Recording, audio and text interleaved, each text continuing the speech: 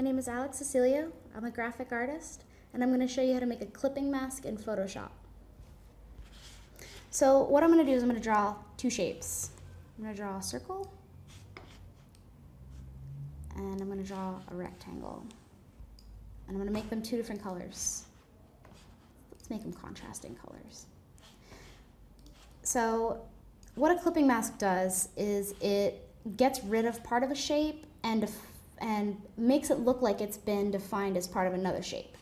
So for example, if I want my circle to look like it's got just that stripe of orange through it, all I have to do is go over to and make sure the layer that you want to be cut into another shape is on top. And you'll see what I mean when I show you.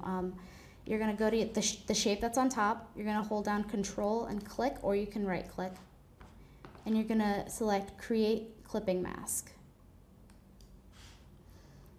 And this causes your shape to merge essentially visually. It hasn't actually merged, but it looks like it. And you can do it the other way around too. If you decide, hey, I want the same thing, but instead I want my circle inside of my rectangle, exact same thing, just create a clipping mask.